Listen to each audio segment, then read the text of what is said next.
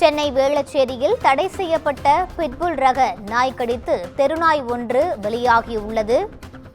பழனி என்பவரது வீட்டில் வளர்க்கப்பட்டு வந்த பிட்புல் ரக நாய் தெருநாயை கடித்து குதறிய காட்சிகள் தற்போது வெளியாகியுள்ளது.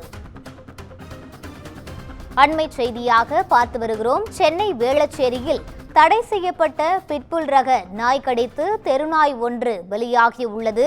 பழனி என்பவரது வீட்டில் வளர்க்கப்படும் பிட்புல் ரக நாய் தெருநாயை கடித்து குதறிய காட்சிகள் தற்போது வெளியாகியுள்ளது.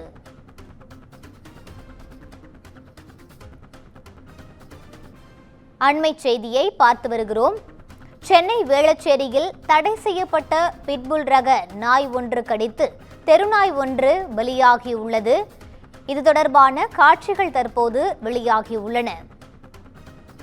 பிட்புல் ரக நாய் கடித்ததில் தெருநாய் பரிதாபமாக உயிரிழந்தது. இதுகுறித்த கூடுதல் விவரங்களை வழங்குவதற்காக எமது செய்தியாளர் சுப்பிரமணியன் இணைப்பில் இருக்கிறார். வணக்கம் சுப்பிரமணியன், கூடுதல் விவரங்களை பகிரலாம்.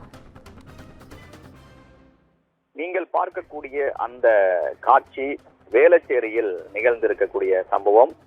தடை செய்யப்பட்ட பிட்புல் ரக நாய் கடித்ததில் தெருநாய் ஒன்று உயிரிழந்திருக்கக்கூடிய சம்பவம் என்பது நிகழ்ந்திருக்கிறது. சென்னை வேளச்சேரி திரௌபதி அம்மன் கோவில் 5வது தெருவில் இந்த சம்பவம் என்பது நிகழ்ந்திருக்கிறது.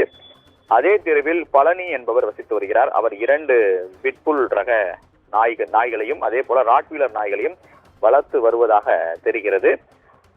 தடை செய்யப்பட்ட நாய்கள் என்று இது சொல்லப்பட்டிருக்கிறது. ஆனால் தடையை மீறி இவர் வளர்த்து வரக்கூடிய சூழ்நிலையில் அந்த நாய்களை முறையாக வீட்டில் கட்டி வைக்காமலும் அதே போல மாஸ்க் அணியாத காரணத்தினாலும் தெருவில் சென்று கொண்டிருக்க தெருநாய்களை அந்த நாய் கடித்திருக்கிறது. அதில் தெருநாய் ஒன்று உயிரிழந்திருக்கக்கூடிய காட்சிதான் அது. இது தொடர்பாக மாநகராட்சி அதிகாரிகள் விசாரணை மேற்கொண்டு வருகிறார்கள். கூடுதல் விவரங்களை வழங்கியமைக்கு நன்றி சுப்பிரமணியன்.